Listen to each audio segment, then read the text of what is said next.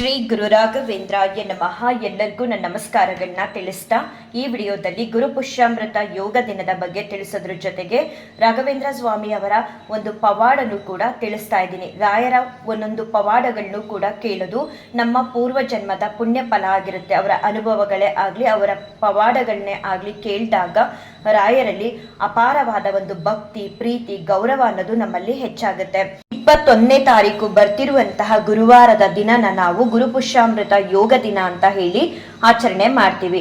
ಪುಷ್ಯ ಅನ್ನೋದು ಒಂದು ನಕ್ಷತ್ರ. ಆ ನಕ್ಷತ್ರ ಗುರುವಾರ ಬಂದಾಗ ಆ ದಿನನ ನಾವು ಗುರು ಪುಷ್ಯಾಮೃತ ಯೋಗ ದಿನ ಅಂತ ಹೇಳ್ತೀವಿ. ಈ ಪುಷ್ಯ ಅನ್ನೋ ನಕ್ಷತ್ರ ವರ್ಷದಲ್ಲಿ ಕೆಲವು ಬಾರಿ ಮಾತ್ರ ಬರುತ್ತೆ. ಈ ಸಲ ಈ ವರ್ಷದ ಮೊದಲ ಗುರು ಪುಷ್ಯಾಮೃತ ಯೋಗ ದಿನ 21ನೇ ತಾರೀಕು ಗುರುವಾರ ಬಂದಿದೆ. ಆ ದಿನ ಗುರುಗಳ ಅನುಗ್ರಹ ಆಶೀರ್ವಾದನ ಪಡ್ಕೊಳ್ಳೋದಿಕ್ಕೆ, ವಿಶೇಷವಾಗಿ ಅವರ ಅನುಗ್ರಹನ ಪಡ್ಕೊಂಡು ನಾವು ಯಾವುದೇ ಒಂದು ಕೆಲಸ ಕಾರ್ಯಗಳನ್ನ ಮಾಡಿದಾಗ ಯಶಸ್ಸನ್ನೋದು ನಮ್ಮಲ್ಲಿ ಸಿಗುತ್ತೆ. ಹಾಗಾಗಿ ಆ ದಿನ ಶ್ರದ್ಧಾ, ಭಕ್ತಿ, ನಿಷ್ಠೆಯಿಂದ ಗುರುಗಳ ಸೇವೆನ ಮಾಡಿ. ಯಥಾಶಕ್ತಿ ಹೀಗೆ ಮಾಡಬೇಕು, ಹೀಗೆ ಮಾಡಬಾರ್ದು ಅನ್ನೋದು ಎಲ್ಲೂ ಕೂಡ ಯಾವ ಪುಸ್ತಕದಲ್ಲೂ ಕೂಡ ಉಲ್ಲೇಖನ ಆಗಿಲ್ಲ. ದಯವಿಟ್ಟು ಯಥಾಶಕ್ತಿ ನಿಮಗೆ ರಾಘವೇಂದ್ರ ಸ್ವಾಮಿಯವರು ಹೇಗೆ ಮನಸ್ಸು ಕೊಡ್ತಾರೆ, ಈ ರೀತಿ ಸೇವೆ ಮಾಡು ನನಗೆ ಅಂತ ಹೇಳಿ ಆ ಪ್ರಕಾರ ರಾಯರಿಗೆ ಸೇವೆನ ಮಾಡಿ ನಿಮ್ಮ ಮನೆಗಳಲ್ಲಿ ಗುರುಗಳ ವಿಶೇಷವಾದ ಅನುಗ್ರಹನ ಗುರು ಪುಷ್ಯಾಮೃತ ಯೋಗ ದಿನ ಪಡ್ಕೊಂಡ್ರೆ ತುಂಬಾ ಒಳ್ಳೆಯದು. ಆ ದಿನ ರಾಯರ ಅನುಗ್ರಹ ಆಶೀರ್ವಾದಕ್ಕಾಗಿ ನಿಮ್ಗೆ ಯಾವೆಲ್ಲ ಸೇವೆ ಮಾಡಬೇಕು ಅಂತ ಅನ್ಸುತ್ತೋ, ಹೆಜ್ಜೆ ನಮಸ್ಕಾರ, ಪ್ರದಕ್ಷಿಣೆ ನಮಸ್ಕಾರ, ರಾಯರ ಮಠಗಳಲ್ಲಿ ಅನ್ನದಾನ ಮಾಡೋದು, ಅಥವಾ ಏನಾದರೂ ಪ್ರಸಾದ ಮಾಡ್ಕೊಂಡೋಗಿ ನೈವೇದ್ಯ ಮಾಡಿಸಿ ರಾಯರಿಗೆ ಅಲ್ಲಿ ಬಂದಿರುವಂತಹ ಭಕ್ತಾದಿಗಳಿಗೆ ಹಂಚೋದಾಗ್ಲಿ, ಅಥವಾ ತುಪ್ಪದ ಆರತಿಗಳನ್ನ ಮಾಡೋದಾಗ್ಲಿ, ದೀಪಗಳನ್ನ ತಗೊಂಡೋಗಿ ಮನೆಯಲ್ಲಿ ರಾಯರ ಸೇವೆನ ಮಾಡೋದಾಗ್ಲಿ, ವಿಶೇಷವಾಗಿ ರಾಯರಿಗೆ ಮಾವಿನ ಹಣ್ಣು ಅಂದ್ರೆ ಇಷ್ಟ, ಅದನ್ನ ತಂದು ನೈವೇದ್ಯ ಮಾಡೋದಾಗ್ಲಿ, ಅಥವಾ ವಿಶೇಷವಾದಂತಹ ಹೂಗಳಿಂದ ಅಲಂಕಾರನ ಮಾಡೋದಾಗ್ಲಿ, ಯಥಾಶಕ್ತಿ ರಾಯರೇ ನಿಮ್ಗೆ ಮನ್ಸು ಕೊಡ್ತಾರೆ. ಸತ್ಯವಾಗ್ಲೂ ರಾಯರೇ ನಿಮ್ಗೆ ಮನ್ಸು ಕೊಡ್ತಾರೆ. ಒಬ್ರು ಮನೇಲಿ ಹೀಗೆ ಮಾಡಿದ್ದಾರೆ ನಾವು ಮಾಡೋಣ ಅಂತ ಅನ್ಕೊಂಡು ಮಾಡಬಾರ್ದು. ನಿಮ್ಗೆ ರಾಘವೇಂದ್ರ ಸ್ವಾಮಿಯವರು ಯಾವ ರೀತಿ ಭಕ್ತಿನ ಕೊಡ್ತಾರೋ, ಯಾವ ರೀತಿ ಸೇವೆನ ಮಾಡೋದಕ್ಕೆ ಸೂಚನೆಯನ್ನ ಕೊಡ್ತಾರೋ ಅದೇ ಪ್ರಕಾರ ರಾಯರ ಸೇವೆನ ಮಾಡಿ ನಾಳೆ ಗುರುಗಳ ವಿಶೇಷವಾದ ಅನುಗ್ರಹನ ಆಶೀರ್ವಾದನ ಪಡ್ಕೊಳ್ಳಿ. ರಾಯರ ಒಂದೊಂದು ಆಶೀರ್ವಾದವೂ ಕೂಡ ನಮಗೆ ಶಕ್ತಿ, ಧೈರ್ಯ, ದಾರಿ ದೀಪ ಇದ್ದಾಗೆ. ಹಾಗಾಗಿ ಬದುಕಲ್ಲಿ ಗುರುಗಳ ಅನುಗ್ರಹ ಆಶೀರ್ವಾದ ಬಹಳ ಮುಖ್ಯ. ಅವರ ಅನುಗ್ರಹ, ಅವರ ಆಶೀರ್ವಾದಕ್ಕೆ ಎಷ್ಟು ರಾಯರ ಸೇವೆ ಮಾಡಿದ್ರೂ ಸಾಕಾಗಲ್ಲ. ಪ್ರತಿನಿತ್ಯ ಪ್ರತಿ ವಾರ ಗುರುಗಳ ಸೇವೆನ ಮಾಡಿ. ಗುರುವಿನ ಗುಲಾಮನಾಗುವವರೆಗೂ ದೊರೆಯದಣ್ಣ ಮುಕುತಿ ಅಂತ ಹೇಳ್ತಾರಲ್ಲ, ಹಾಗೆ ನಾವು ಗುರುಗಳಿಗೆ ಗುಲಾಮರಾಗಬೇಕು. ಅವ್ರ ಸೇವೆನ ಪ್ರತಿ ಕ್ಷಣ ಪ್ರತಿ ದಿನ ಕಾಯಬೇಕು. ಸ್ವಾಮಿ ಏನಾದರೂ ನಿಮ್ಮ ಸೇವೆ ಮಾಡೋ ಅವಕಾಶ ಕೊಡಿ, ನಮಗೆ ನಿಮ್ಮ ಸೇವೆ ಮಾಡೋ ಭಾಗ್ಯನ ಕೊಡಿ ಅಂತ ರಾಯರ ಹತ್ರ ಬೇಡಬೇಕು. ಏನೊಂದು ಕೂಡ ರಾಯರ ಹತ್ರ ಬೇಡೋದಕ್ಕೆ ಹೋಗ್ಬೇಡಿ, ಜ್ಞಾನ ಕೊಡಿ ಅಂತ ಕೇಳಿ ನಿಮ್ಮೆಲ್ಲ ಕಷ್ಟ ಕಾರ್ಪಣ್ಯಗಳನ್ನ ರಾಘವೇಂದ್ರ ಸ್ವಾಮಿಯವರು ತಿಳ್ಕೊಂಡೆ ನಿಮ್ಮ ಕೈಯಿಂದ ಸೇವೆನ ಮಾಡಿಸ್ತಿರ್ತಾರೆ. ಎಲ್ಲರಿಗೂ ರಾಯರು ಒಳ್ಳೇದು ಮಾಡಲಿ. ನಾಳೆ ಯಥಾಶಕ್ತಿ ನಿಮ್ಮ ಮನೆಗಳಲ್ಲಿ ರಾಯರ ಸೇವೆನ ಮಾಡಿ ರಾಯರ ಅನುಗ್ರಹ ಆಶೀರ್ವಾದನ ಪಡ್ಕೊಳ್ಳಿ. ಇವಾಗ ಹೇಳ್ತಿರುವಂತಹ ರಾಘವೇಂದ್ರ ಸ್ವಾಮಿಯವರ ಪವಾಡ ನನ್ನ ಫ್ರೆಂಡ್ ಮನೇಲಿ ನಡೆದಿರುವಂಥದ್ದು. ಇವಾಗ 1.5 ತಿಂಗಳಿಗೂ ಮುಂಚೆ ನನ್ನ ಫ್ರೆಂಡು ಮಂತ್ರಾಲಯಕ್ಕೆ ಹೋಗಿ ಬಂದರು. ಹೋಗೋ ದಿನ ಅಂದರೆ ಹೋಗೋ ಹಿಂದಿನ ದಿನ ನನಗೆ ಫೋನ್ ಮಾಡಿ ನಿನ್ಗೇನಾದರೂ ತಂದ್ಕೊಡ್ಬೇಕಾ ಅಂತ ಕೂಡ ಕೇಳಿದರು. ಇಲ್ಲ, ನೀವು ಹೋಗಿ ಬನ್ನಿ, ರಾಯರ ಆಶೀರ್ವಾದ ನಿಮ್ಮ ಮೇಲೆ ಇರಲಿ ಅಂತ ಹೇಳಿದ್ದೆ. ಅದಾದಮೇಲೆ ಹೋಗಿ ಅವರು ಮಂತ್ರಾಲಯಕ್ಕೆ ರಾಯರ ದರ್ಶನ ಮಾಡಿ ತುಂಬ ಚೆನ್ನಾಗಿ ದರ್ಶನ ಆಯಿತು ಅಂತ ಎಲ್ಲ ಹೇಳಿದ್ರು. ಬಂದಮೇಲೆ ಕೂಡ ಹೇಳ್ತಾ ಬಂದು ಪ್ರಸಾದ ತಗೋ ರಶ್ಮಿ ನಮ್ಮ ಮನೆಗೆ ಅಂತ ಹೇಳಿದ್ರು.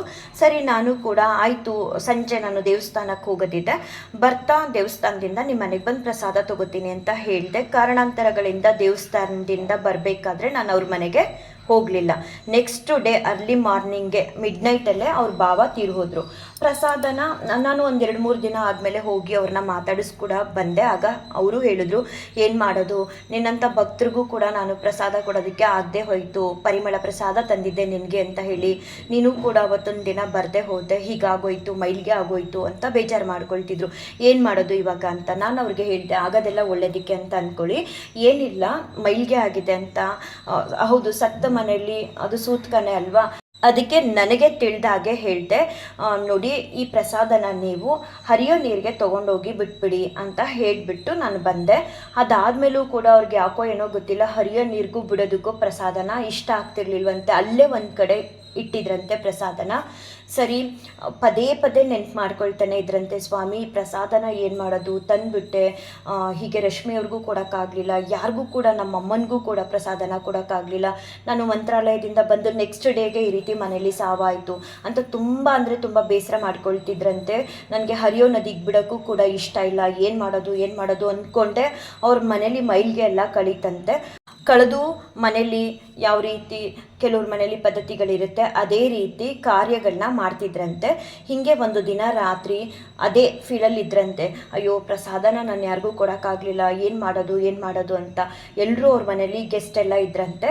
ಒಂದೇ ಒಂದು ಹಸು 10 ಗಂಟೆಲಿ ಕಪ್ಪು ಹಸು ಅವ್ರ ಮನೆ ಗೇಟ್ ಮುಂದೆ ಬಂದು ನಿಂತ್ಕೊಂತಂತೆ. ಎಷ್ಟು ನನಗಂತೂ ಅದನ್ನು ಕೇಳ್ತಿರ್ಬೇಕಾದ್ರೆ ರೋಮಾಂಚನ ಅಂತ ಅನ್ನಿಸ್ತು. ಕಪ್ಪು ಹಸು ಆ ಟೈಮಲ್ಲಿ ಯಾರ ಮನೆಗೋದು 10 ಗಂಟೆ ರಾತ್ರಿಲಿ ಹಸುಗಳು ಬರೋದೇ ಇಲ್ಲ. ನಾನು ಅವರು ಒಂದೇ ಎಕ್ಸ್ಟೆನ್ಷನಲ್ಲಿರೋದು. 10 ಗಂಟೆ ರಾತ್ರಿಯಲ್ಲಿ ಎಲ್ಲೂ ಕೂಡ ನಾನು ಹಸುಗಳನ್ನ ನೋಡೇ ಇಲ್ಲ ಇಲ್ಲಿವರೆಗೂ. ಅವ್ರ ಮನೆ ಗೇಟ್ ಹತ್ರ ಕರೆಕ್ಟಾಗಿ 10 ಗಂಟೆಗೆ ಹಸು ಬಂತಂತೆ. ಎಲ್ಲರೂ ಮಾತಾಡ್ತಾ ಇದ್ರಂತೆ.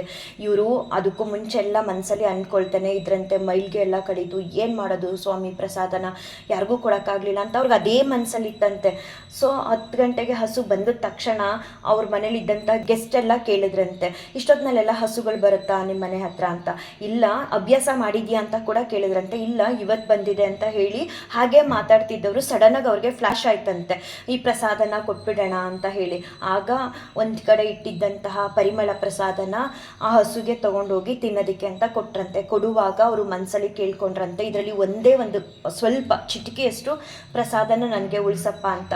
ಆವಾಗ ಆ ತಟ್ಟೆಲಿದ್ದಂತಹ ಪರಿಮಳ ಪ್ರಸಾದನ ಹಸು ಫುಲ್ಲು ತಿಂದು ಒಂದೇ ಒಂದು ಚೂರು ಉಳಿಸ್ತಂತೆ. ಅದನ್ನು ಇವ್ರು ತೊಗೊಂಡು ತಿಂದ್ರಂತೆ. ಇವರು ಈ ಪರಿಮಳ ಪ್ರಸಾದನ ತಿನ್ನಿಸ್ತಿರೋದನ್ನು ನೋಡಿ ಅವ್ರ ಮನೆಗೆ ಬಂದಿದ್ದಂತಹ ಗೆಸ್ಟ್ಗಳು ಒಂದಷ್ಟು ಬಾಳೆಹಣ್ಣೆಲ್ಲ ತೊಗೊಂಡು ಬಂದು ತಿನ್ಸೋಣ ಅಂತ ಹಸು ಹತ್ರ ಬರೋ ಅಷ್ಟರೊಳಗಡೆ ಹಸು ಪರಿಮಳ ಪ್ರಸಾದನ ತಿಂದು ಹೊಟ್ಟೋಯ್ತಂತೆ. ಒಂದು ಕ್ಷಣ ಕೂಡ ಅಲ್ಲಿ ಇರಲಿಲ್ವಂತೆ ಪರಿಮಳ ಪ್ರಸಾದನ ತಿಂದಮೇಲೆ ಹಸು. ಅವರು ಹೇಳ್ತಾ ಇದ್ರು, ಈ ರೀತಿ ಆಯಿತು, ನನಗೆ ತುಂಬ ಬೇಜಾರು ಮಾಡ್ಕೊಳ್ತಿದ್ದೆ, ನಿನಗೂ ಪ್ರಸಾದ ಕೊಡಲಿಲ್ಲ, ಮೈಲ್ಗೆ ಆಗೋಯ್ತು, ಪ್ರಸಾದ ಮನೆಯಲ್ಲೇ ಉಳ್ಕೋತು, ಹರಿಯ ನೀರಿಗೆ ಬಿಡೋಕ್ಕೂ ಕೂಡ ನನಗಿಷ್ಟ ಇಲ್ಲ, ಏನು ಮಾಡೋದು ಅವ್ರಿಗೆ ಅದೇ ಧ್ಯಾನದಲ್ಲಿದ್ರಂತೆ. ಹಿಂಗಾಗೋಯ್ತಲ್ಲ ಸ್ವಾಮಿ, ಏನು ಮಾಡೋದು ಪ್ರಸಾದನ ಅಂತ. ನಿಜವಾಗ್ಲೂ 10 ಗಂಟೆಲಿ ಒಂದು ಕಪ್ಪು ಹಸು ರಾತ್ರಿ ಟೈಮ್ ಬಂದು ಅವ್ರು ಕೂತಿದ್ದಾಗ ಆ ಹಸು ನೋಡಿಕೊಂಡು ಕೂಡ ಅವ್ರು ಆರಾಮಾಗಿ ಮಾತಾಡ್ತಾ ಇದ್ರಂತೆ. ಸಡನ್ನಾಗಿ ಅವ್ರಿಗೆ ಫ್ಲ್ಯಾಶ್ ಆಗಿ ಹೋಗಿ ಹಸುಗೆ ಪರಿಮಳ ಪ್ರಸಾದನ ತಿನ್ಸಿದ್ರಂತೆ. ತಿಂದು ಹಸು ನೆಕ್ಸ್ಟು ಬೇರೆಯವರೆಲ್ಲ ಬಂದು ಬಾಳೆಹಣ್ಣ ಕೊಡೋ ಅಷ್ಟರೊಳಗಡೆ ಅಲ್ಲಿಂದ ಹೊರಟಿದೆ ಹಸು. ಅವರು ನನ್ನ ಹತ್ರ ಶೇರ್ ಮಾಡಿಕೊಂಡ್ರು ಈ ಒಂದು ಅನುಭವನ.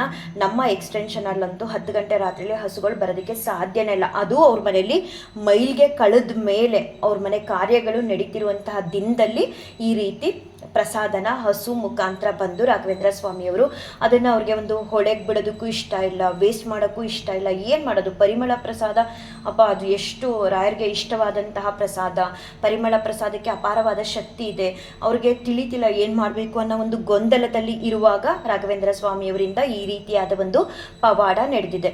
ನಿಜವಾಗ್ಲೂ ನಾವು ಒಂದೊಂದು ಪವಾಡಗಳನ್ನ ಕೇಳ್ತಿರ್ಬೇಕಾದ್ರೂ ರಾಯರಲ್ಲಿ ಅನನ್ಯವಾದ ಒಂದು ಭಕ್ತಿ ನಮಗೆ ಗೊತ್ತಿಲ್ಲದೆ ಬೆಳ್ಕೊಂಡ್ಬಿಡುತ್ತೆ. ಹಾಗಾಗಿ ಹೆಚ್ಚಾಗಿ ರಾಯರ ನಿಜವಾದಂತಹ ನೈಜವಾದಂತಹ ಪವಾಡಗಳನ್ನ ಕೇಳಿ ರಾಘವೇಂದ್ರ ಸ್ವಾಮಿಯವರ ಅನುಗ್ರಹ ನಿಮ್ಮೆಲ್ಲರ ಮೇಲೂ ಆಗುತ್ತೆ. ಹಾಗೆ ಎಲ್ಲರ ಬದುಕಲ್ಲೂ ರಾಘವೇಂದ್ರ ಸ್ವಾಮಿಯವರು ಒಂದಲ್ಲ ಒಂದು ರೀತಿ ಪವಾಡಗಳನ್ನ ಮಾಡ್ತಾನೆ ಬರ್ತಿರ್ತಾರೆ. ನಾವು ಗುರ್ತಿಸಲ್ಲ ಅಷ್ಟೇ. ಕೆಲವೊಂದೊಂದ್ಸಲ ಸಣ್ಣ ಪುಟ್ಟದ್ದು ಕೂಡ ಪವಾಡಗಳೇ, ನಾವು ಗಮನಕ್ಕೆ ತಗೊಳ್ಳಲ್ಲ. ಕೆಲವ್ರಿಗೆ ಮಾತ್ರ ರಾಯರು ಅನುಭವಗಳನ್ನ ಮಾಡ್ತಾರೆ, ಪವಾಡಗಳನ್ನ ಮಾಡ್ತಾರೆ ಅಂತ ನಮಗಾಗೋ ಅನುಭವಗಳನ್ನ ಪವಾಡಗಳನ್ನ ನಾವು ಗುರ್ತಿಸದೆ ಸುಮ್ಮನಾಗ್ಬಿಡ್ತೀವಿ. ರಾಯರು ಪ್ರತಿಯೊಬ್ಬರು ಭಕ್ತರಿಗೂ ಕೂಡ ಎಲ್ಲ ರೀತಿಯ ಅನುಭವಗಳನ್ನ ಪವಾಡಗಳನ್ನ ಮಾಡ್ತಾರೆ. ಅವರಲ್ಲಿ ಅನನ್ಯವಾದಂತಹ ಒಂದು ಭಕ್ತಿನ ನಾವು ಬೆಳೆಸ್ಕೊಂಡಾಗ ಈ ರೀತಿ ಎಲ್ಲ ಕೂಡ ಆಗೋದಕ್ಕೆ ಸಾಧ್ಯ. ಇದಕ್ಕೂ ಮೀರಿ ಎಂತೆಂಥ ಅನುಭವಗಳನ್ನ ಮಾಡ್ತಾರೆ ರಾಘವೇಂದ್ರ ಸ್ವಾಮಿಯವರು ಅಂತಂದರೆ ಅದನ್ನು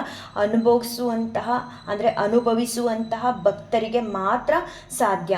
ಅಂತಹ ಅನುಭವಗಳು ನಿಮ್ಮೆಲ್ಲರ ಬದುಕಲ್ಲೂ ಆಗಲಿ ಅಂತ ನಾನು ರಾಯರ ಹತ್ರ ಬೇಡ್ಕೊಳ್ತಾ ಈ ಒಂದು ವಿಡಿಯೋನ ಏನು ಮಾಡ್ತೀನಿ. ಶ್ರೀಕೃಷ್ಣಾರ್ಪಣಮಸ್ತು, ಶ್ರೀಕೃಷ್ಣಾರ್ಪಣಮಸ್ತು, ಶ್ರೀಕೃಷ್ಣಾರ್ಪಣಮಸ್ತು.